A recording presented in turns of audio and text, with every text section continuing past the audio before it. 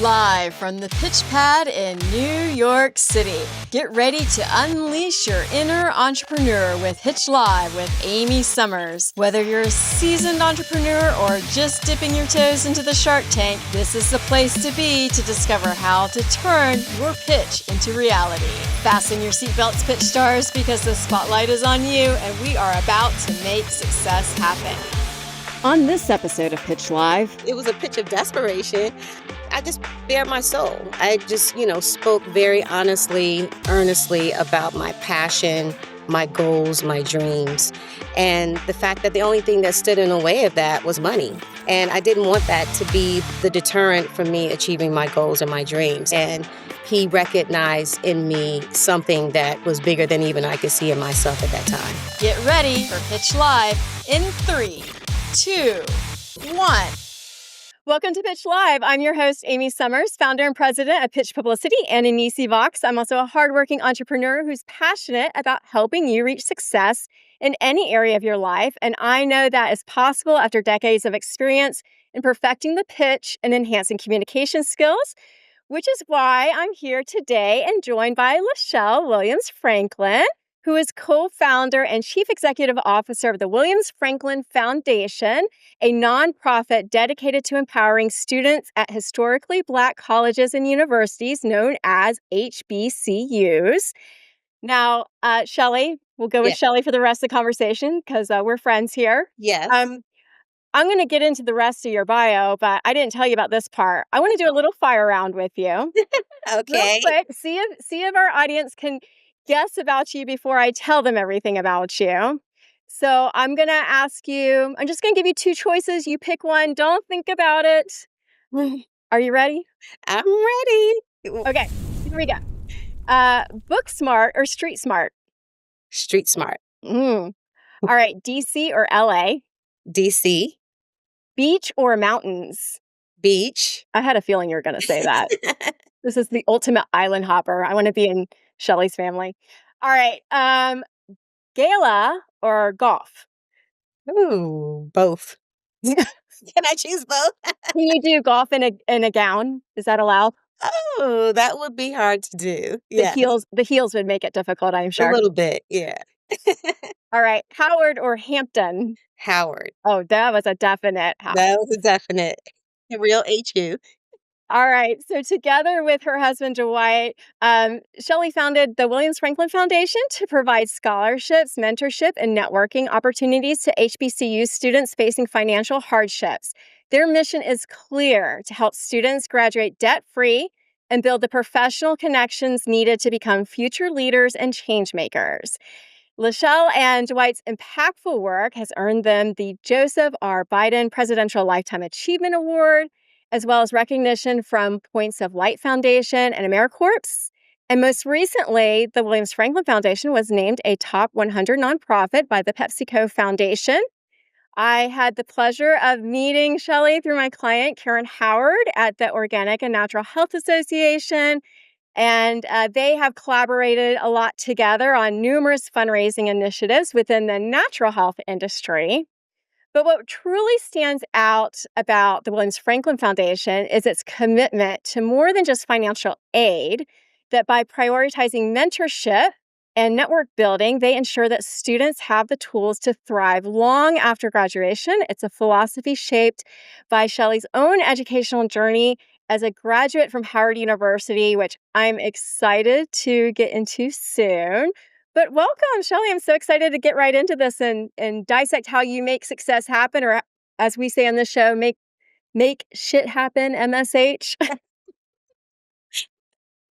Well, thank you so much for having me, Amy. This is my pleasure for sure. Well, I wanted to start out. Now, of course, I've heard this story before, and I'm sure you've told it a million times, but I'm going to try to ask questions that maybe will get us a little deeper into the story and learn a little bit more about you. But can you start by just sharing a little bit about your upbringing and your early experiences that shaped your passion for education and then ultimately advocacy for HBCU students? Yeah, so you're right. You've heard the story before, but I appreciate the question because it's an important part of my story, but it's not unique to many others. And as many others, I was raised by young parents. I'm from Cleveland, Ohio.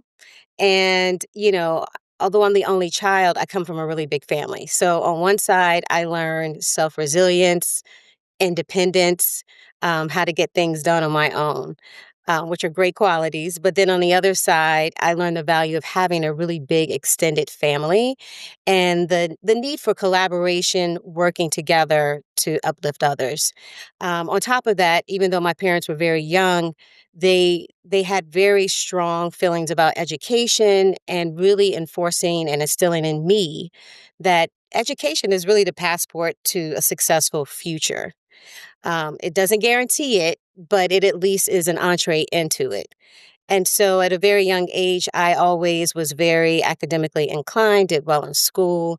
And so I learned the importance of education and always wanted to academically achieve. Along with that journey came the idea of going to college, which my parents, it was like, it's a definite, you're going to college. No argument for me. Attended Howard University, as you mentioned. But as soon as I arrived, literally the first day, I realized that I did not have the finances to fund my dream. My dream was to become an attorney the first day of school. And so quickly I had to pivot and figure out what I was going to do to either stay in school because soon after registering for school, because I didn't have the finances to fund my education and fund that first semester, I was dropped off the rolls within 30 days. So not only did I have to get 3 jobs, I had to move out of the dorm and find my own housing. But I did have a determination to stay in school. And the way I did it was as an unregistered student, I sat in classes week after week, month after month, in the hopes that somehow my family, which I heavily relied on, would be able to pull together the funds, the resources to pay what I owed to Howard for that first semester. It became pretty clear by Thanksgiving, by that first end of that semester, that that was not going to happen. But I came back after the holidays because I was very persistent and I was just very determined that I needed to find a way, and my pathway was through Howard University. And so I came back that following semester. The next semester became the end of my freshman year, second year, third year. And by the fourth year, which most people refer to as their senior year, which wasn't really mine because I wasn't a registered student, they began talking about their plans for after college, whether it was grad school, a permanent job, going to job fairs. And I quickly realized none of those opportunities are available to me because I didn't have a transcript. Although I sat in classes, took all the tests, quizzes, everything, but I didn't have a transcript. So without a transcript, there's no pathway into law school. It was really a crossroads where I had to decide, well, what am I going to do? Am I going to, just go back home, pack it all up, go back home, or am I going to find another way? And the last ditched effort for me really was to reach out to my community, which included all of my prior employers, and ask, is there anything you can do to help me fund my education? And although, again, I wasn't an actual student, I did participate as a student as much as I could. Clearly, there were some limitations. But one of the things I did do was in the summers, I did internships, just like every other college student who was pre-law or headed to law school. Worked at the Fair Employment Council and did a summer internship on Capitol Hill. My employer on Capitol Hill is the late Congressman Louis Stokes, who represented my district in Cleveland, Ohio. And he answered the call and said, okay, come into the office, tell me your story, and let me see what I can do for you. And thankfully, he was able to make it possible for me to retroactively enroll in 4 years of classes at that point and make sure that all of my tuition payments would be taken care of. So I was able to graduate debt free. That's amazing. I don't know if you can recall this specifically. I mean, but that was quite a pitch. How did you, as a young college student, did you walk in there prepared, like as if you were going to give a presentation once he said, okay, you can come in? Or did you wing it? Or do you remember exactly what the mechanics were with your pitch? to him? Yeah, that's a good question. So there was no preparation. It was just truth. There was It's just none. desperation, right? Honestly, it was. It was a pitch of desperation, if there's such a thing, and really just, I just bare my soul. I just, spoke very honestly, earnestly about my passion, my goals, my dreams, and the fact that the only thing that stood in the way of that was money. And I didn't want that to be the deterrent for me achieving my goals and my dreams. And I think that it appealed to him because he is also from Cleveland. He comes from a humble background, just like I did. And he recognized in me something that was bigger than even I could see in myself at that time. Without even realizing it, I mean, you did something very powerful, which was you became relatable to him by finding things in common, like the Ohio and sharing your story. Was there any do you remember any moment where you were just really nervous, or did he come back to you with a hard question like, "Why did you take this long to come?" Or was there any moment where you're like, "Oh, no, like, I'm not gonna get out of here?" Yeah, so honestly, he was very open to what I had to say. I felt like he showed a lot of compassion, honestly, and empathy for what I had endured. I was 18 years old at the time. I'm like I said, I'm from Cleveland, Ohio. I'm coming to Washington D.C., which at the time was considered like the myrtle capital of the world. And I was by myself, but I made a way, and I made a way to get through 4 years without going home. So I think he just recognized that determination in me. I think the one question he asked that I do remember is, because I was like, if you can retroactively enroll me in 4 years of classes, I can graduate. And he's like, what do you mean? Where are your grades? How do you know what grade you even deserve? And I shared with him, well, I actually have this notebook full of all of my tests and finals. So based on this, these are the grades I believe I deserve. And he asked, are you willing to go back to all of your professors and tell them the same story and see if they'll honor your grades? And I said, yes, I will. And so I did that. So luckily, I kept track of all of my professors, the section numbers, the times I took them, which semesters, so that I could track them down, but then also help them to track down the right grade book so that they could find and retrieve my grade so that it could be put into the system for me to graduate. And I did debt free. You took your own class in pitching, it sounds like. I mean, it sounds terrifying to go back to all these professors as well and have to share your story again and again. Yeah, yeah. I mean, it was terrifying, but I think sometimes you reach the point of desperation where, that thing of flight or fight. And honestly, I feel like I was at that place where it's like either you're gonna fight for your education or you're not. And I felt I wasn't giving up the fight until there was no more fight in me. Definitely an MSH moment. Make it happen. You made success happen. Thank you. All right. So that's thank you for giving the background on that. Now, I want to jump forward a little bit because you've built quite the nonprofit here. I know that you have just celebrated last year your 10th anniversary at the Williams Franklin Foundation. Was this an organization that you founded along with your husband? Were you married at the time, or did you start it and he came in later, or how did it come about? Yeah. So one thing that Congressman Lewis Stokes did ask me, well, I asked him, what can I do to repay you Hmm. for this gift? Because remember, this was more than I expected. I just asked, can you just pay for that first semester? Because I felt if you could set me straight with that first semester, then I can move forward with applying for financial aid and scholarships. So that was really all I asked for. So his gift was so much bigger than that, that, in my enormous gratitude, I asked, well, what can I do to repay you? And he said, just make sure you pay it forward every opportunity you can. And so that stayed inside of me. And as soon as I finished school, law school, the first thing I did was every time I heard about, particularly at that time, a Howard student Hmm. who had a financial need, I anxiously wanted to give and give very generously. Generously. My husband and I were married at the time. Okay. And when we started the foundation, but even prior to starting the foundation, he was along the journey with me saying, okay, we got to give more. We got to give more. Here's another Howard student. clearly the need was bigger than our wallets after a while. So then we reached out to family and even our community around us, asking the same thing.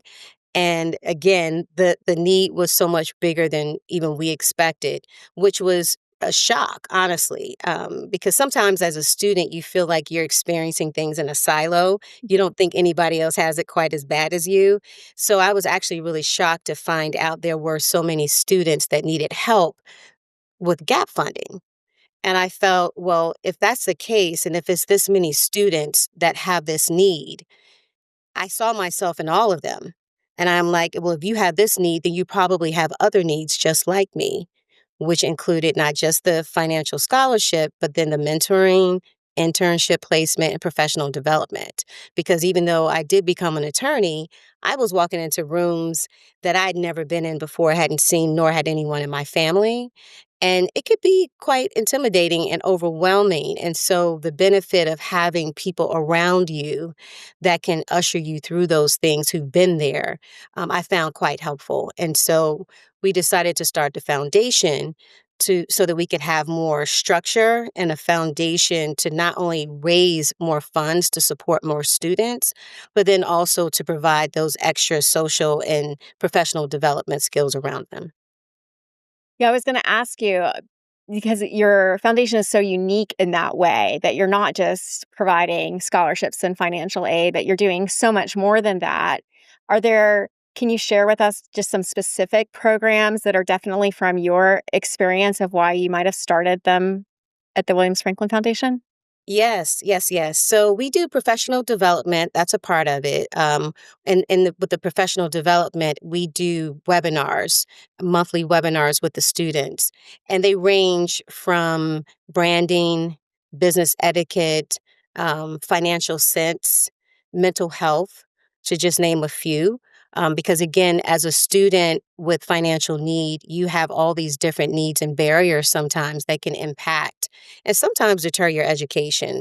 But in addition to that, we also want them to be well positioned so that as they enter into their professional careers, they have some skill sets to go along with it. We also have networking events where we invite all of our awardees to attend, where they can be in rooms with other professionals who they can share experiences with. They can talk about some of the challenges they've had that could potentially help them out in certain ways. And then last, we have the mentor matching program. The mentor matching program is designed for students, again, who, like me, you don't know anyone in your family or in your community who maybe became a lawyer, like in my case. Well, then we can match you with a lawyer so that you can understand more about the life of a lawyer, the path they took to get there, and then they can lend some helpful suggestions and ideas to you to help you along the way. What keeps you? Because you have a job, Yes, right? I do. Does Dwight also have a job too? Yeah, we have. And then you also both do this foundation. Now, not everybody would do that many jobs, plus you have a family too. We That's do. another job.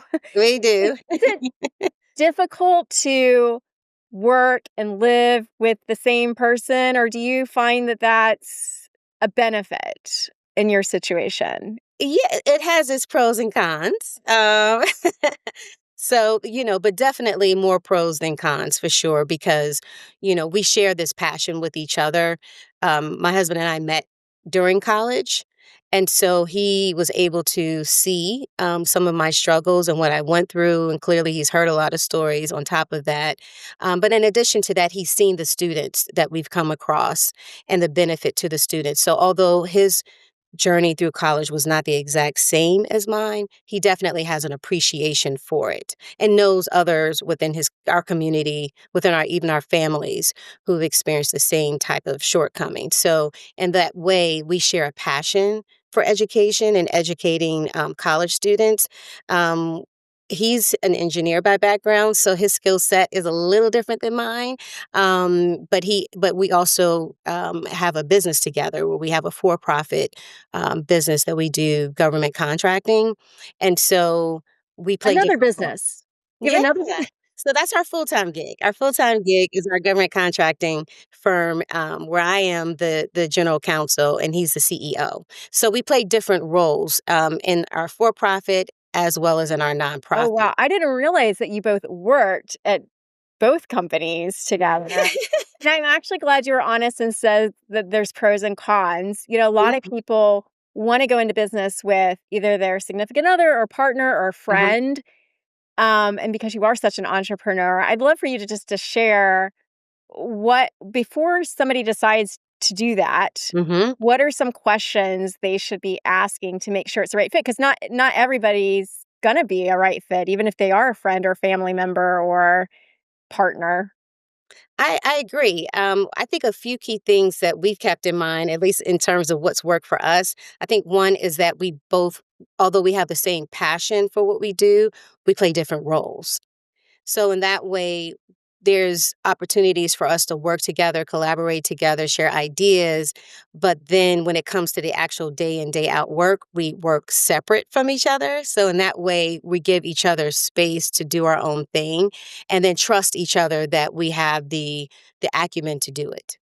The other thing is when it comes to who has the final say, because sometimes when you are partners, you can reach a point where it's like, well, we got to make a final decision. We don't agree. There may be certain areas where you say, well, I'll give you deference in this area for making the final decision. And in other areas, then he has the final say in those areas. So those are a couple of tips that's kind of work for us in terms of just kind of like laying out the playing field and how we will do this.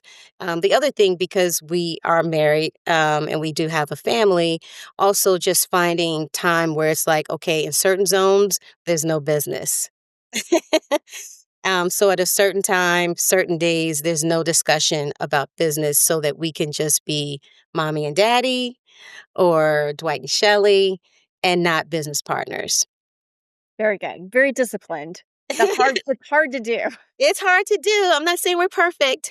These are rules, but rules are sometimes made to be broken. Speaking of, just communicating, Yeah. what's been the most difficult aspect of your organization's mission to communicate to potential donors and partners to get their support, and how have you had to perfect that pitch? hmm One of the difficulties, I'll say two that I can think of off the top of my head. One has been we've noticed that a lot of funders they want to have a make it a restricted fund. Mhm. And that's been some difficulty because when it's restricted to one thing, then it limits our ability to potentially use it for more than one thing, the funding. And so it kind of lends itself into the next issue we've had, which is making the case for um, giving us the latitude to use the money in areas where we need it at the time. Because the reality is, it's all going towards the mission, whether it's going specifically into one bucket or the other bucket, it's all going towards the mission of supporting HBCU students. So, as I can give you a clear example, I remember during COVID as an example, and many funds were restricted, very few were not. But during COVID, it was a quick pivot that all the college students had to make, meaning they had to go home.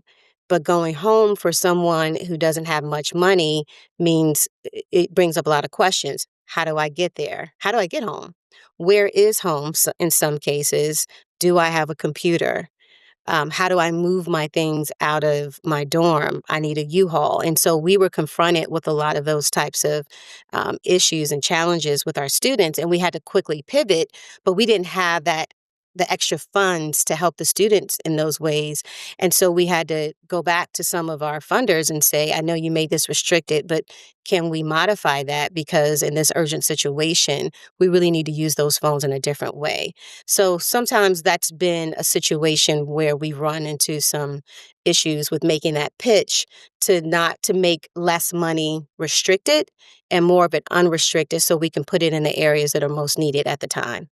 That's a really good point that you bring up, because I think a lot of times when people are donating money, they have in their head like what how they see that going, but they're not running the day to day of what's happening, or even know what the needs are. So I can see where that would be a piece that you would have to communicate all the time so that you don't end up in a situation where you have to go back, which I'm sure is hard to do. It is, but COVID was a very unique time, and Hmm. so we had to do it. We really didn't have a choice because the students needed it.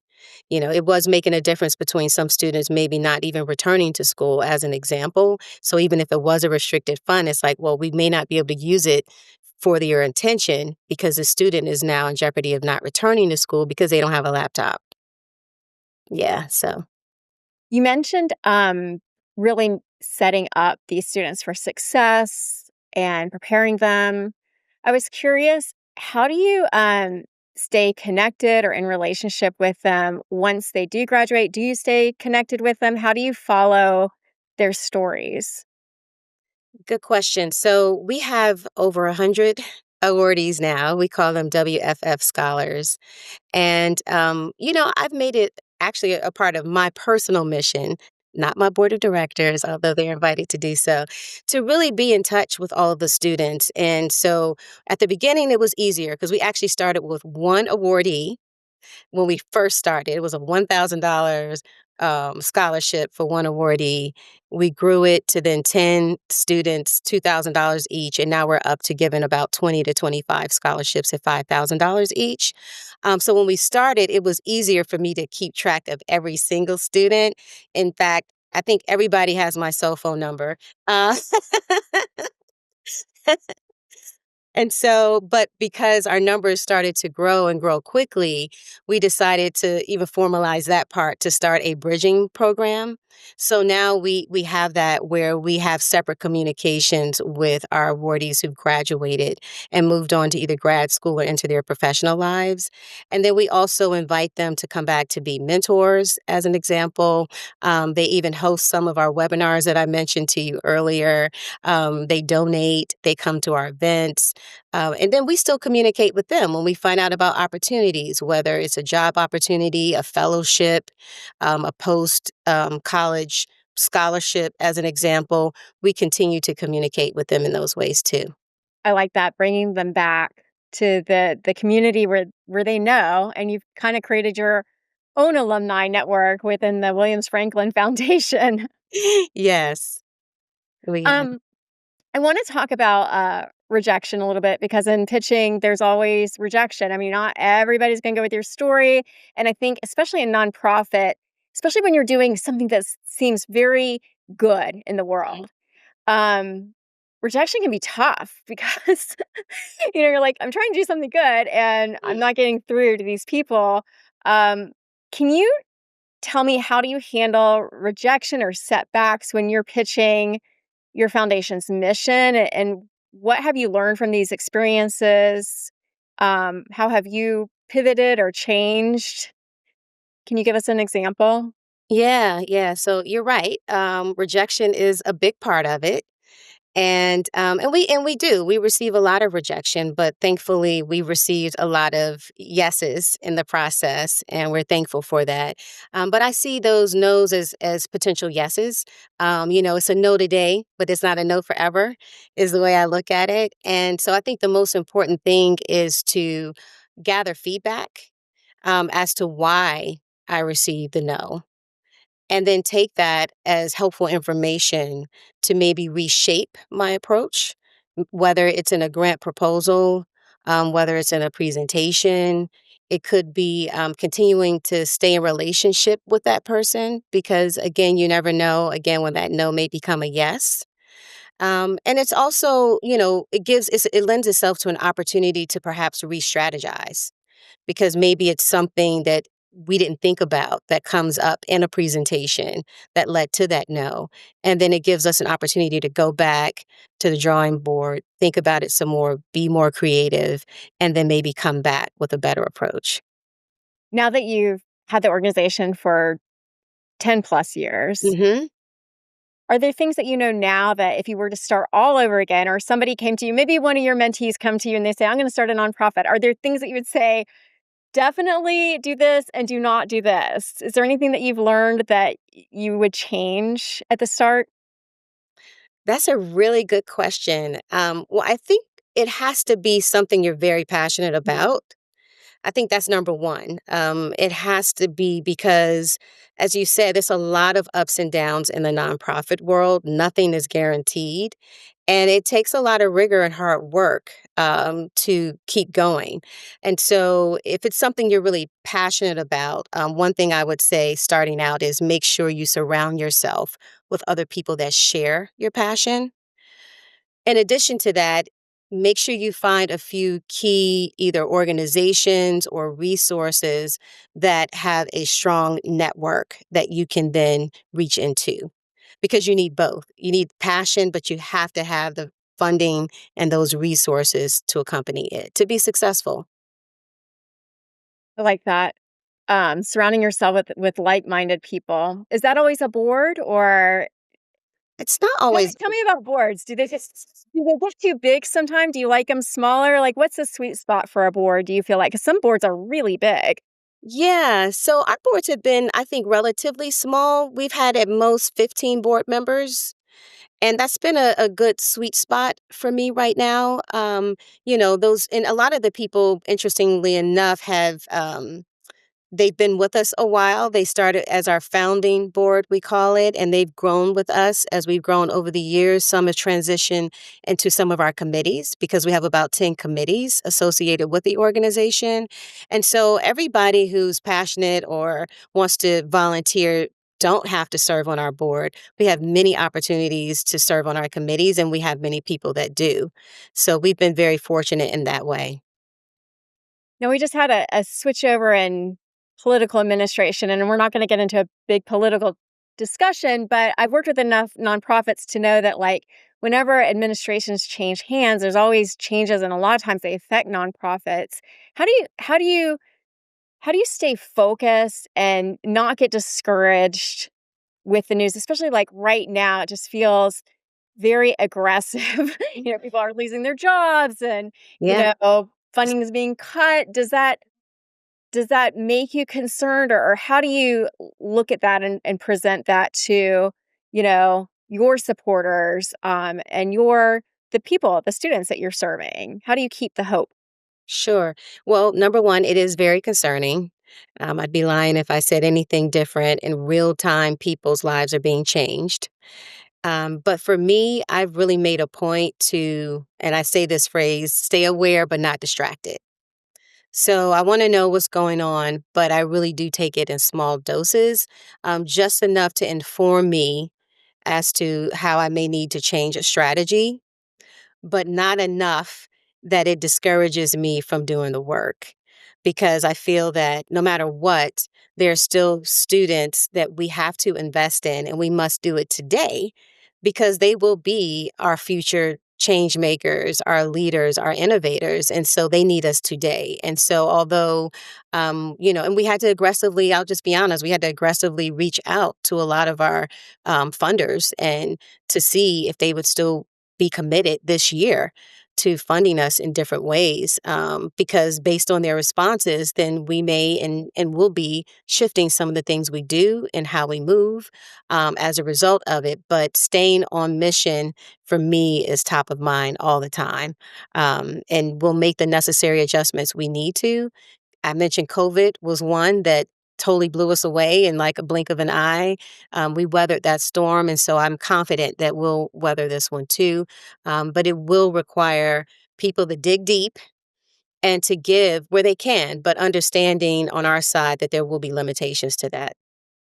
I like how you say get ahead of it too, because I think that there's also a danger in, like, sitting back and feeling like either feeling like, I don't know what to do, and you're kind of paralyzed for a bit, Hmm. because essentially you do have competition. There's so many nonprofits out there. There's so many ways that people can give, whether it's Hmm. through a nonprofit or their church, or, I mean, there's their alumni association. I mean, there's Hmm. many ways to give, and it's essentially all competition. So I like how you say you got to get ahead of it too.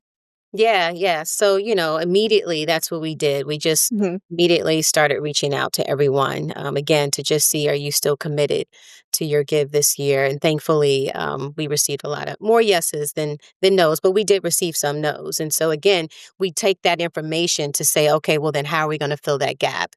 And that's led us to having to really sit down and re strategize how we're going to do things this year and probably for the next few years as we all adjust. Now, as we kind of wrap up here, you had mentioned at the beginning of our interview about some good mentors that you had as a student. You had some people that really supported you. At this stage in your career, do you still seek mentorship for yourself? Do you have mentors? I know you have Yes. plenty of mentees.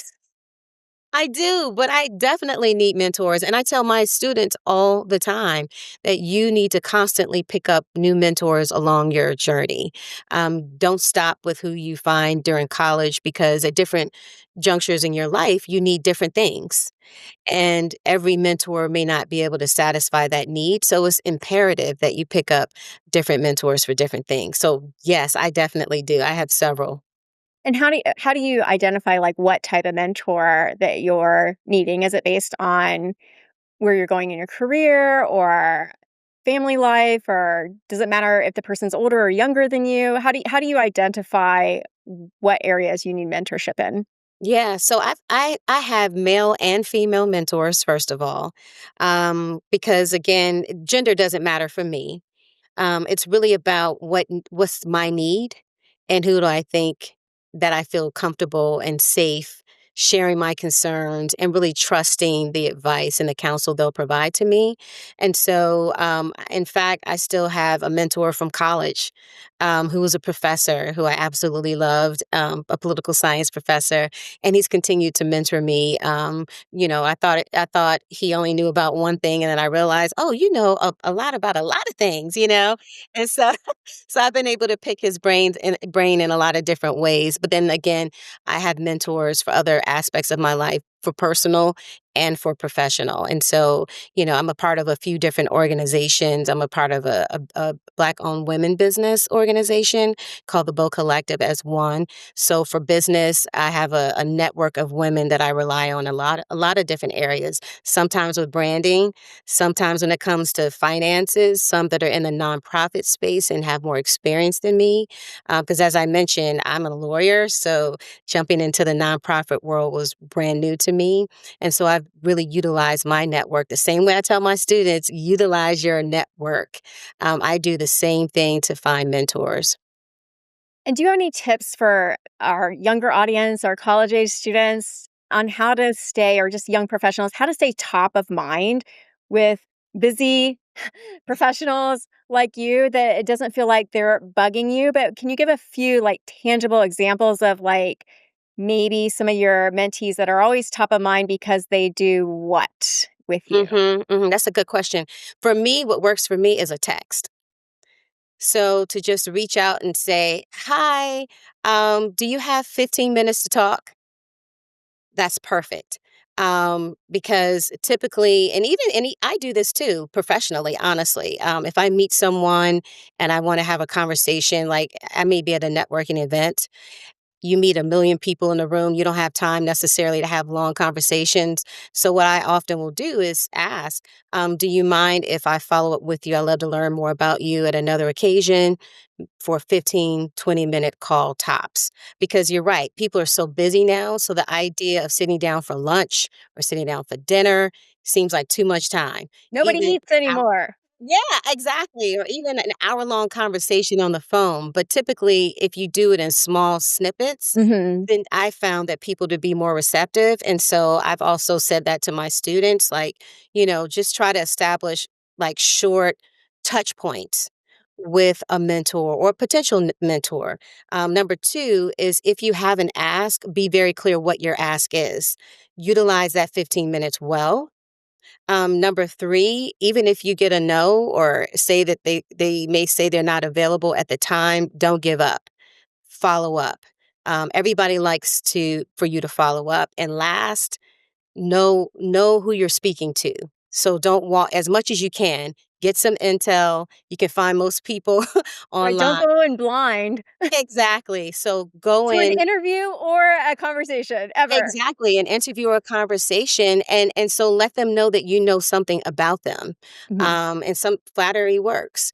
Everyone wants to know that you know a little bit about them, that you come into the conversation with some general knowledge. So I think that those are a few good tips that I've used to be successful, and I pass on to my students.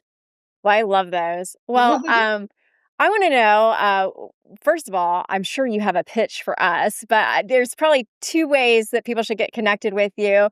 One, I think, because we do have a lot of students who watch this podcast, I would love for you to give a pitch to students on, why they should be involved in your organization, and then maybe can you give a pitch on why professionals should be supporting your organization? Yes. So for students, if you attend an HBCU, a historically Black college university, our organization is one that you definitely want to check out. We are not just a scholarship program. We also provide professional and social development, networking, as well as internship placement. We provide well rounded services to our students, like wraparound services, so that we're serving the whole student and we'll follow you. So even once you graduate college, we'll continue to stick with you and stay with you into your professional life. And we found that to be a great value to students who, like in my case, had a financial need and or you just need a network that cares about you. We're a strong, mighty organization with a bunch of helpers that really care and support our organization and the students that come through it. So check us out. Our scholarship will be opening on March 1st to April 15th. So feel free to check it out. And if you miss that, just feel free to reach out to us at info@wmsfranklinfoundation.org. We're always sharing helpful information about scholarship opportunities. And for anyone that's out there that would like to support the Williams Franklin Foundation, either through deeds or through funds, there are opportunities for you. We host a couple of events every year where you have an opportunity to be a sponsor, but we also have opportunities for you to be a mentor or to host an event in your office, your home, or some other event space. So we love your support. We ask you to reach out to us. We are investing in our future, and we ask that you do the same.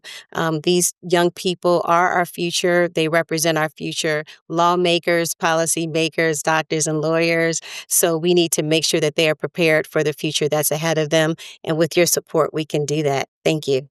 Well pitched. Shelley, thank you so much for joining us today. I know you have inspired so many people by not just your career journey, your student journey, and that you'll continue to do so. And I want to encourage everyone to share this episode so we can get more people exposed and inspired to all the amazing things that Shelley and Dwight are doing through the Williams Franklin Foundation. Be sure to participate. You can go to wmsfranklinfoundation.org. And thank you again, Shelley, for joining us on this episode. And thank you, all of you, for joining us. Be sure to hit the subscribe button and give us a rating or review. Your feedback helps us plan future episodes. I hope you were inspired today to get out there and pitch to MSH like Shelley does. She is the MSH queen. And as a bonus, join us at easyvox.com, where you can get motivated, hone your communication skills, and binge as much mentorship as you want whenever you need it. The link's going to be in our show notes along with all of our social handles. So let's stay connected and continue to follow each other in success. Until next time, MSH, thank you. Thank you. Bye.